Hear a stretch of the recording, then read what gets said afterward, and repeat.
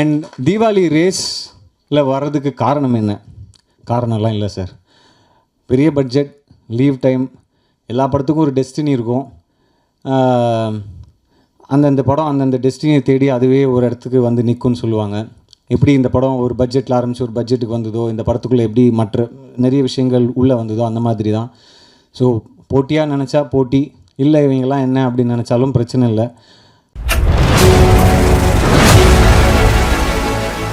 அடுத்ததாக என்ன கேரக்டராக இருந்தாலும் அதை ரொம்ப பர்ஃபெக்டாக பேலன்ஸ் பண்ணி அதை வந்து ஸ்க்ரீனில் அழகாக போர்ட்ரே பண்ணி ஜஸ்டிஃபை பண்ணும் விதமான வெகு சில ஆக்டர்ஸில் தமிழ் சினிமாவில் இவரும் ஒருத்தருங்கிறதுல எந்த சந்தேகமும் இல்லை. அண்ட் டீசல் படம் வரும்போது இவரோட லீக் வந்து வேற மாதிரி மாறப்போகுதுங்கிறதுலையும் எந்த சந்தேகமும் இல்லை. ட்ரெய்லரில் ஆகட்டும், சாங்ஸில் ஆகட்டும், எல்லாத்துலேயுமே அவ்வளோ ராவாக இருக்கார், பவர்ஃபுல்லாக தெரிகிறார். ஒரு ஃபென்டாஸ்டிக்கான ஆக்டர் ஆகட்டும், டான்ஸர் ஆகட்டும், எல்லா விதமான ஒரு ஆல்ரவுண்டராக இந்த படத்தோட ட்ரெய்லரில் நீங்கள் தெரியுறீங்க.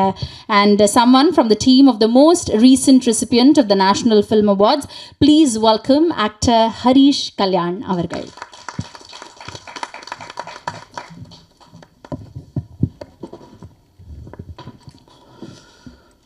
எல்லாம் வல்ல இறைவனுக்கு நன்றி.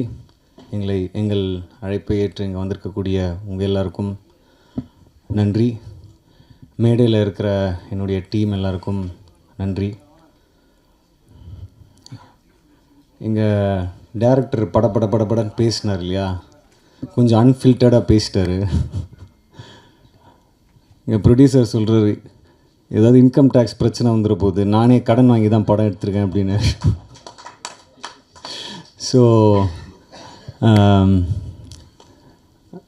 ஸோ ரொம்ப கஷ்டப்பட்டு பல அப்டக்கிள்ஸ், பல டிலேஸை தாண்டி அடித்து பிடிச்சி ஒரு மாதிரி கடைசியில் இங்கே வந்திருக்கோம்.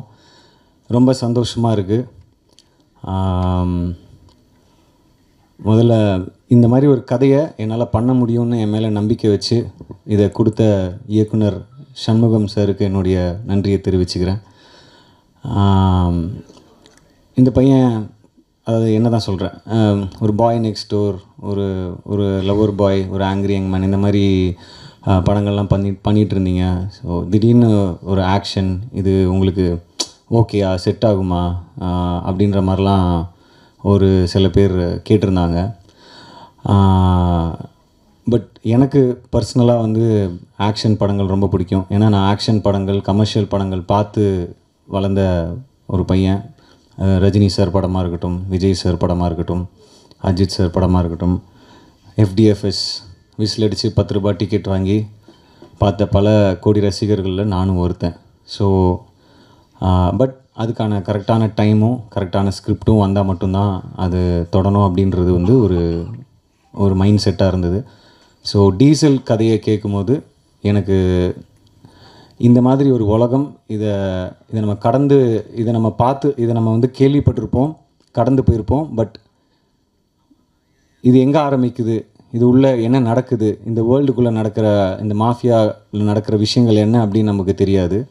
ஸோ க்ரூட் ஆயில் அப்படின்றது கருப்பு தங்கம் அப்படின்னு சொல்கிறாங்க. தங்கத்தை விட ரொம்ப முக்கியமான, உலகம் இயங்கிறதுக்கு ஒரு முக்கியமான விஷயமாக பார்க்கக்கூடிய ஒரு பொருளாக இருக்குது கருப்பு தங்கம்னு சொல்கிற அந்த க்ரூட் ஆயில். ஸோ அதுலேருந்து கிட்டத்தட்ட 165க்கும் மேலே பை ப்ராடக்ட்ஸ் வருது. ஸோ பெட்ரோல், டீசல்லேருந்து ஆரம்பித்து தார், அது மாதிரி LPG, நம்ம மண்ணெண்ணெய், இந்த மாதிரி நிறைய வந்துக்கிட்டே இருக்குது.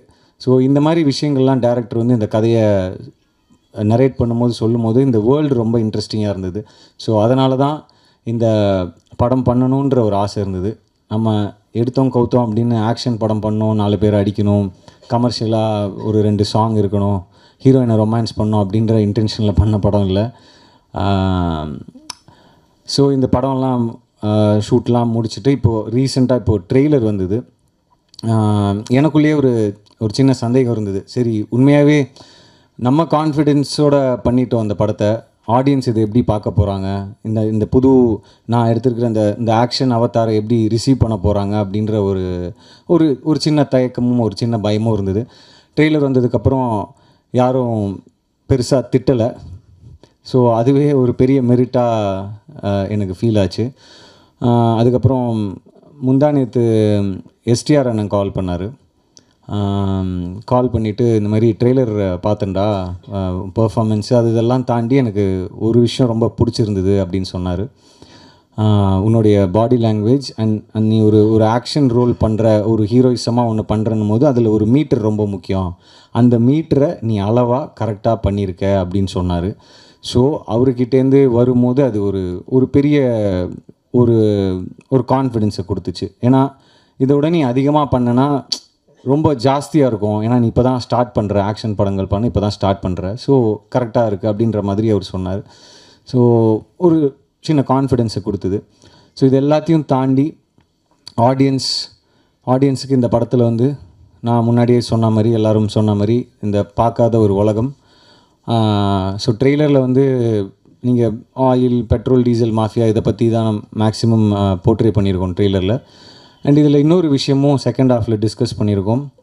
ஸோ இது எல்லாமே ஆடியன்ஸ்க்கு கனெக்ட் ஆகும் அப்படின்னு நான் நம்புகிறேன். நான் எந்த ஸ்கிரிப்ட் பண்ணாலும் அதில் ஆடியன்ஸ்க்கு என்ன கனெக்ட் இருக்குது அப்படின்னு நான் எப்போவுமே யோசிப்பேன். ஸோ அது லப்பர் பந்தாக இருக்கட்டும், பார்க்கிங்காக இருக்கட்டும், இல்லை ஒரு லவ் படம் பண்ணால் கூட அதில் ஆடியன்ஸ் கனெக்ட் பண்ணிக்கிறதுக்கான விஷயம் இருக்கா, இல்லை எமோஷன் இருக்கா அப்படின்னு பார்ப்பேன். ஸோ இந்த படத்தில் வந்து நம்ம காலடி எடுத்து வைக்கிறதுலேருந்து, வீட்டிலேருந்து பெட்ரோல் டீசல்ன்ற விஷயத்தை நம்ம தவிர்க்கவே முடியாது. ஸோ அதுலேருந்து ஆரம்பித்து செகண்ட் ஹாஃபில் இந்த படம் ஒரு இஷ்யூ பற்றி டிஸ்கஸ் பண்ணுது. ஸோ அதுவுமே அண்ட் ஈவன் த கிளைமேக்ஸ் நிச்சயமாக ஆடியன்ஸுக்கு கனெக்ட் ஆகும். இது மக்களுக்கான படமாக இருக்கும் அப்படின்றதுல எந்த சந்தேகமும் இல்லை. நாங்கள் படம் பார்த்துட்டேன். ஸோ அந்த நம்பிக்கையில் தான் நான் பேசிகிட்ருக்கேன். அதுக்கப்புறம் என்னுடைய டீம், ப்ரொடியூசர் தேவா சார், எனக்கு ஒரு 12-13 இயர்ஸாக அவருடைய நட்பு. ஸோ அந்த நட்பு தான் இந்த படம் பண்ணுறதுக்கான முக்கியமான காரணம். அவர் என் மேலே வச்ச அன்பு. அதாவது நான் என்னை பற்றி அதிகமாக யோசிக்கிறத விட அவர் என்னை பற்றி அதிகமாக யோசிக்கிறாரு, அதுதான் உண்மை. ஸோ அவருக்கு என்ன சொல்கிறது, உண்மையாகவே ரொம்ப கஷ்டப்பட்டு என்னுடைய மார்க்கெட்டை சைஸ் எல்லாம் தாண்டி எங்கேயோ ஒரு பட்ஜெட் போய் லேண்ட் ஆகிருக்கு. அது கூட டேரக்டர் சொல்லும் போது யோசித்தேன், எந்த டேரக்டரும் இப்படி ஒத்துக்கவே மாட்டாங்கல்ல, அதிகமாக செலவாயிடுச்சு, எங்கேயோ எடுத்துகிட்டு போயிடுச்சுன்னு. ஸோ அதை கூட ஃபில்டர் போடாமல் சொல்லிட்டாரு டேரக்டர். ஸோ ஆனால் அதான் உண்மை. ஸோ அதை தாண்டி பண்ணியிருக்கோம். அது ஒரு பெரிய ரிஸ்க் எடுத்திருக்கோம் தான் சொல்லணும். ஸோ அப்படி ஒரு விஷயத்தை எனக்காக இந்த படத்து மேலே வச்சுருக்கிற, இந்த ஸ்கிரிப்ட் மேலே, டேரக்டர் மேலே, எங்கள் டீம் மேலே ஒரு நம்பிக்கை வச்சு பண்ணியிருக்காரு. இந்த மாதிரி ப்ரொடியூசர்ஸ் ஜெயிக்கணும். கண்டிப்பாக சார் நீங்கள் ஜெயிப்பீங்க அப்படின்னு நான் நம்புகிறேன். நீங்கள் சினிமா எவ்வளோ நேசிக்கிறீங்கன்னு எனக்கு கண்டிப்பாக தெரியும். நான் கிட்டேருந்து பார்த்துருக்கேன். மனுஷனுக்கு சாப்பாடு, தூக்கம், காற்று, தண்ணி இதெல்லாம் முக்கியம்னுவாங்க. அது எல்லாத்துலேயுமே அவருக்கு சினிமா கலந்துருக்கு அப்படின்னு தான் நான் நினைக்கிறேன். ஏன்னா எப்போவுமே நம்ம பண்ணுற படமாக இருக்கட்டும், இந்த படமாக இருக்கட்டும், இதுக்கு முன்னாடி நாங்கள் பண்ணுற படங்களாக இருக்கட்டும், இதை பற்றி நாங்கள் பேசிகிட்டே இருப்பார். ஸோ அந்த சினிமா நிச்சயமாக அவங்கள கைவிடாதுன்னு நான் நம்புகிறேன் தேவா சார். அதுக்கு உதாரணமாக இப்போது ஒரு படம், லோகான்னு ஒரு படம் வந்தது. ஸோ உண்மையாகவே அது ஒரு பெரிய கான்ஃபிடென்ஸை கொடுத்தது. ஒரு ஃபீமேல் ஓரியன்ட் சப்ஜெக்ட், அவ்வளோ பெரிய பட்ஜெட், பட் அவங்க அந்த படம் மேலே வச்ச நம்பிக்கை, அந்த அந்த ப்ரொடியூசர் அந்த படம் மேலே, அந்த கதை மேலே வச்ச நம்பிக்கை, அது வந்து அவங்களுக்கு பல மடங்கு ஈட்டி கொடுத்துருக்கு. தயவு செஞ்சு நான் இந்த படத்தையும் அந்த படத்தையும் கம்பேர் பண்ணுறேன்றது மட்டும் தம்ப்நெயிலாக போட்டுறாதீங்க. நான் சொன்னது ஒரு எமோஷன், நான் சொன்னது அந்த ஸ்கேல், நான் சொன்னது அந்த ஒரு mind set as a producer தான் சொல்ல வரேன். ஸோ அந்த மாதிரி நிச்சயமாக சார் சினிமா அவங்கள நான் சொன்ன மாதிரி கைவிடாது. அண்ட் ஆடியன்ஸும் இதை வரவேற்பாங்க. இந்த படம் மட்டும் இல்லை, நீங்கள் அடுத்தடுத்து தயாரிக்க போகிற மற்ற படங்களுக்கும் சரி. ஸோ அண்ட் கூட நடித்த அத்தனை பேருக்கும் என்னுடைய மனமார்ந்த நன்றிகளை தெரிவிச்சுக்கிறேன். ஏன்னா இது ஒருத்தருடைய உழைப்பு கிடையாது, ஒரு 10 பேரோட உழைப்பு கிடையாது. கண்ணுக்கு தெரியாத நூற்றுக்கணக்கான மக்கள் இந்த படத்துக்காக உழைச்சிருக்காங்க. ரொம்ப முக்கியமாக மீனவர்கள். நாங்கள் கடலில் வந்து கிட்டத்தட்ட ஒரு 30 நாட்களுக்கு மேலே ஷூட் பண்ணோம். ஸோ எந்த ஒரு அசம்பாவிதமும் இல்லாமல் எங்கள் எல்லாரையும் சேஃபாக உள்ளே கூட்டு வந்து ஒவ்வொரு நாளும், ஒவ்வொரு நிமிஷமும், ஒவ்வொரு செகண்டும் எங்களை சேஃபாக பார்த்துக்கிட்ட அத்தனை மீனவர்களுக்கும் இந்த நேரத்தில் நான் நன்றியை தெரிவிச்சுக்கிறேன்.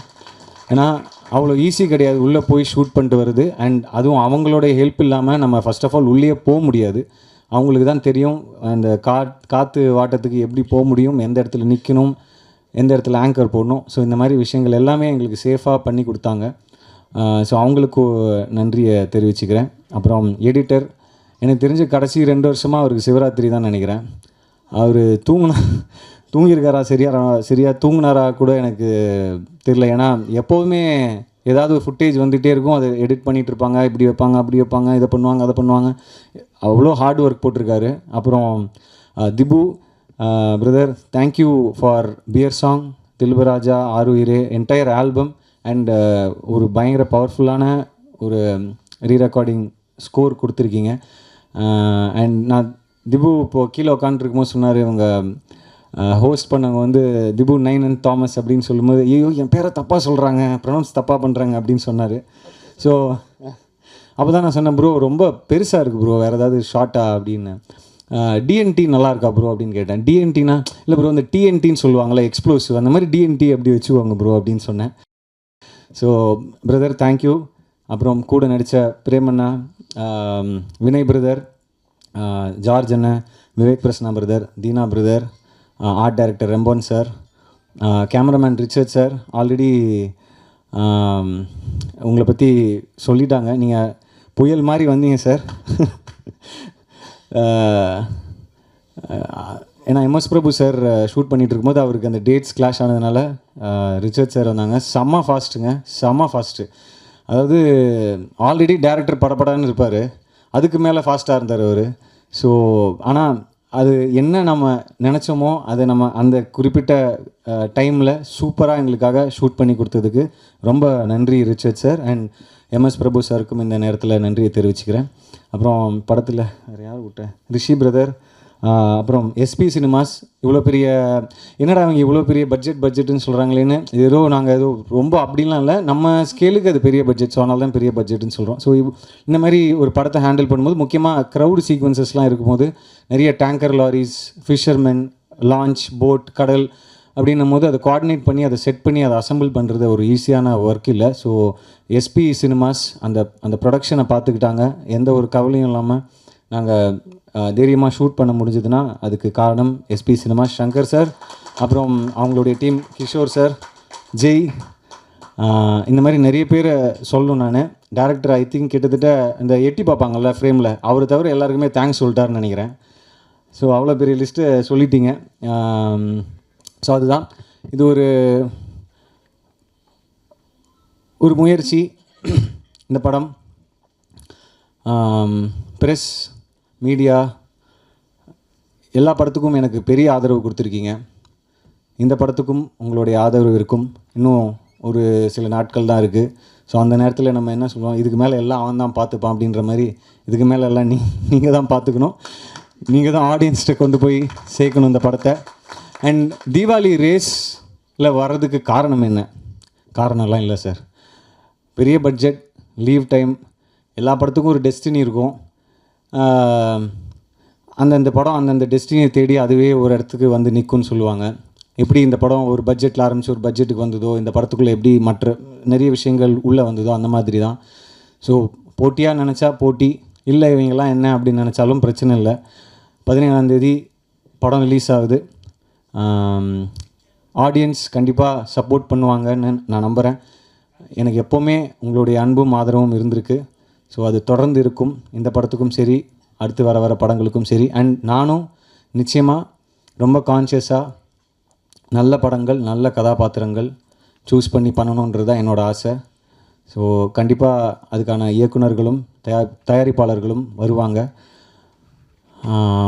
அதான். ஸோ ஒரே ஒரு விஷயம் தான் என்னென்னா, எடுக்கிற முயற்சிகள் சில நேரம் தோற்றுருக்கலாம், சில நேரம் பெருசாக ஜெயிச்சிருக்கலாம். ஆனால் அந்த முயற்சி எடுத்தவன் வந்து எப்போவுமே அடுத்தடுத்த கட்டத்துக்கு போவான்றது எந்த மாற்று கருத்தும் கிடையாது. ஸோ நாங்கள் முயற்சி எடுத்திருக்கோம், முயற்சி எடுப்போம், முயற்சிப்பேன். சப்போர்ட் பண்ணுங்கள். Thank you for all the love. And sorry, Athulya பற்றி சொல்ல மறந்துட்டேன். நிறைய ஹார்ட் ஒர்க் போட்டிருக்காங்க. She is a very sweet person. ஏன்னா அந்த கடலுக்குள்ளெல்லாம் ஷூட்டிங் பண்ணும்போது நம்ம காலையில் ஒரு 7-8 மணிக்கு போனோம்னா திருப்பி ஒரு 3-4 மணி வரைக்கும் கரைக்கு போக முடியாது. ஸோ அந்த மாதிரி நேரத்தில் ஒரு ரொம்ப கஷ்டமாக இருக்கும். பசங்க நம்ம அட்ஜஸ்ட் பண்ணிக்கலாம், பட் அவங்களுக்கு ரொம்ப கஷ்டமாக இருக்கும். அந்த மாதிரி பல விஷயங்களை அட்ஜஸ்ட் பண்ணிக்கிட்டு ரொம்ப கோஆப்ரேட்டிவாக ஷூட் பண்ணதுலேயும் சரி, ஷூட்டிங் ஸ்பாட்டில் நிறைய சேட்டை பண்ணதுலேயும் சரி, ரொம்ப நான் கொஞ்சம் அப்படியே டென்ஷனாகவே இருப்பேன். ஆனால் கூட இருக்கிறவங்க தீனா பிரதர், அப்புறம் தங்கதுரை, இவங்கெல்லாம் தான் கொஞ்சம் ஜோக் அடிச்சுட்டு ஜாலியாக கலாய்ச்சிட்டு அப்போ தான் கொஞ்சம் மூடே மாறும். ஏன்னா இவர் நம்மளை படபடப்பாகவே வச்சுருப்பார் இயக்குனர். என்னடா இது அவரை பற்றி எப்போவுமே கம்ப்ளைண்ட் சொல்கிற மாதிரியே சொல்கிறேன்ல, எப்படின்னா மிக என்ன சொல்கிறது, ரொம்ப எக்ஸ்ட்ரீம்லி ஹார்ட் ஒர்க்கிங் பர்சன். நான் டைலாக் ஷீட் எனக்கு ஒரு நாள் முன்னாடி கொடுப்பாங்க, ஆனால் அடுத்த நாள் வந்து பார்த்தா காலைல உட்காந்து எழுதிட்டு இருப்பார் ஃபுல் சீன் அடிச்சுட்டு ஃப்ரெஷ்ஷாக. ஐயோ டைலாக் மாற்றுறீங்களா அப்படின்னு. இல்லை கொஞ்சம் தான் அப்படின்னு சொன்னோன்னே ஒரு 4 பக்கத்துக்கு டைலாக் எழுதி வச்சுருப்பாரு. என்னங்க 4 பக்கத்துக்கு எழுதி வச்சுன்னு கேட்டால், இல்லை இது சுருக்கி உங்களுக்கு ஒரு 10 நிமிஷத்தில் கொடுக்குறேன்னு. ஸோ அந்த மாதிரி லாஸ்ட் மினிட் வரைக்கும் அவருடைய ஒர்க், டைலாகாக இருக்கட்டும், சீன் கன்சீவ் பண்ணுற விதமாக இருக்கட்டும், அது ஸ்டேஜ் பண்ணுற விதமாக இருக்கட்டும், அது இருந்துக்கிட்டே இருக்கும்.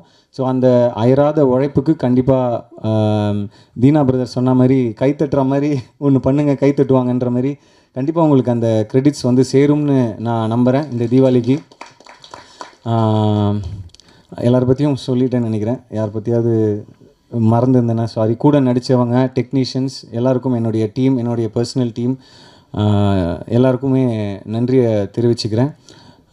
மறுபடியும் நீங்கள் எல்லோரும் இங்கே வந்ததுக்கு ரொம்ப ரொம்ப நன்றி. சப்போர்ட் பண்ணுங்கள், உங்களுக்கு பிடிக்கும்னு நாங்கள் நம்புகிறோம்.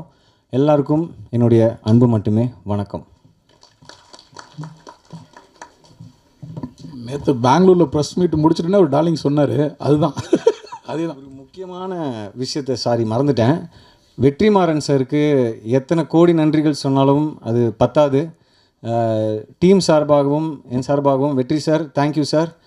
ஏன்னா இந்த படத்துக்கு வாய்ஸ் ஓவர் பேசுகிறதுக்காக ஒரு முக்கியமான போர்ஷன் இருக்குது. நீங்கள் இந்த தில்பராஜா சாங்க்கு நடுவில் பார்த்துருப்பீங்க.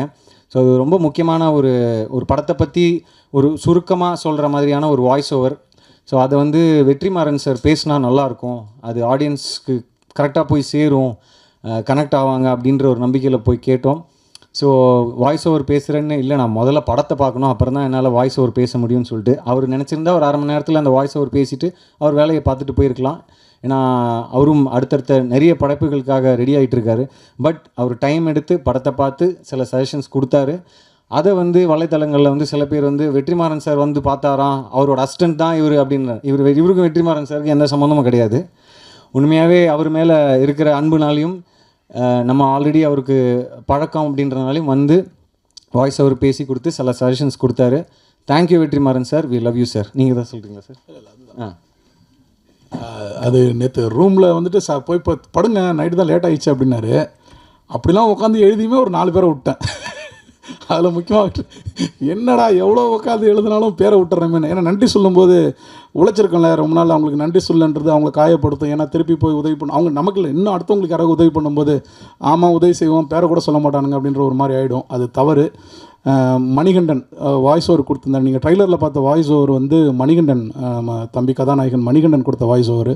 அவரும் தேவா சாருக்காக தான் பண்ணார். அது ரொம்ப நன்றி அதுக்கு.